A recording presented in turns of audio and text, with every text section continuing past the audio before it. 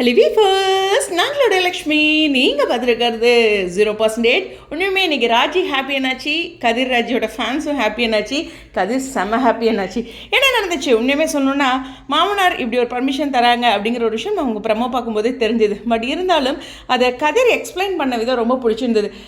எல்லா சீரியலுமே ஒரு different kind of lovers இருக்காங்க, கணவன் மனைவி இருக்காங்க.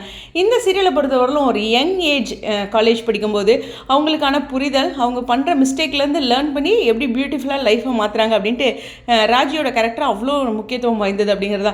ஸோ இதில் ராஜி பார்த்திங்கன்னா இந்த பர்மிஷன் வாங்கி தன்னை சந்தோஷப்பட்டு நிச்சயமாக பாண்டியனை எதிர்த்து கதிர் நிறையா பண்ணியிருக்காரு. பட் பாண்டியன் கிட்ட ஓகேப்பா அப்படிங்கிற பர்மிஷனை வாங்கினது வீட்லேயே எனக்கு தெரிஞ்சு ராஜி தான் இல்லையா.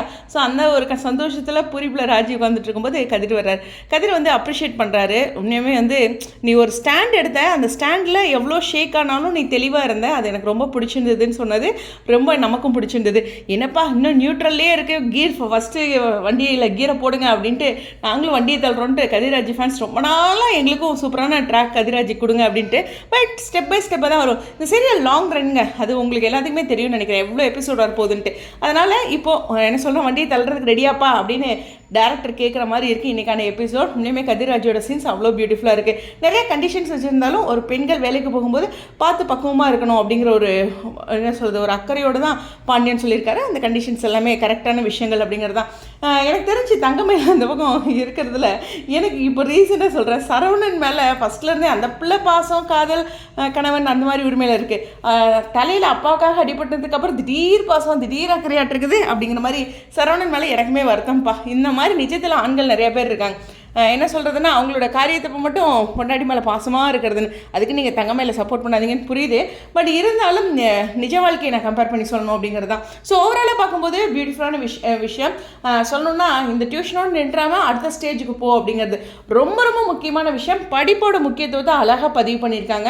அதுக்கு ஒரு பெரிய சல்யூட். ஏன்னா நிறைய சீரியலில் ட்ராக்ல இதெல்லாம் ஏன் எதுக்கு அப்படிங்கும்போது ஒரு படிப்பு ஒரு விஷயம், இன்னொரு டியூஷன் சொல்லிக் கொடுக்கறதோட முக்கியத்துவம் நிறைய கேர்ள்ஸ் வீட்டில் எப்படி வேலைக்கு போகிறது அப்படின்னு தடுமாறிட்டு இருக்கும்போது இந்த டியூஷன் அப்படிங்கிறது நிறைய பேருக்கு ஒரு ஹெல்ப்ஃபுல்லாக இருக்குது. அவங்களுடைய செலவுகளுக்கு அப்படின்ட்டு இருக்குது, பெரிய லெவல் இல்லைனாலும் ஃபஸ்ட்டு அடுத்து வீட்டோட செலவுகளுக்கு அப்படிங்கிறது இருக்குது. சிலர் வாழ்க்கையில் தடுமாறும் போது இந்த டியூஷனை பெரிய லெவல்லையுமே கொண்டு போகிறாங்க.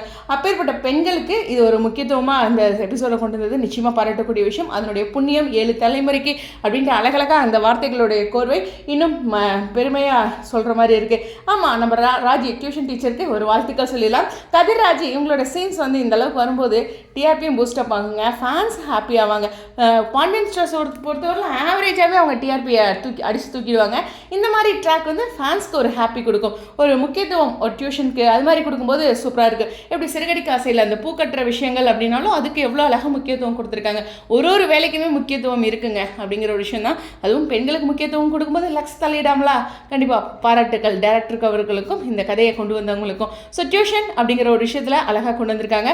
அடுத்தடுத்து இன்ட்ரெஸ்டிங்காக நிறைய விஷயங்கள் இருக்குது. நான் ஒரு நாள் கொஸ்டினேஷன் செக்ஷனில் நிறையா இன்ட்ரெஸ்டிங்கான விஷயங்கள் குழலி சொல்லியிருக்காங்கன்ட்டு நான் அன்றைக்கி ரொம்ப டயர்டாக இருந்தேன், பார்க்கவே இல்லை. 2-3 விஷயங்கள் எனக்கு ஃபேன்ஸ் அனுப்பினதில் தான் தெரியுது. ஸோ அதை பற்றி உங்களுக்கு ஏதாச்சும் டீட்டெயில், ஃபியூச்சர் எபிசோட் பற்றி டீட்டெயில் தெரிஞ்சுன்னா கண்டிப்பாக கீழே கமெண்ட் செக்ஷன் சொல்லுங்கள். கண்டிப்பாக இன்ட்ரெஸ்டிங்கான விஷயங்களை நம்ம பேசலாம். ஓகேவா? தொடர்ந்து எழுந்துருங்க. ஸ்டேடியம் 0%.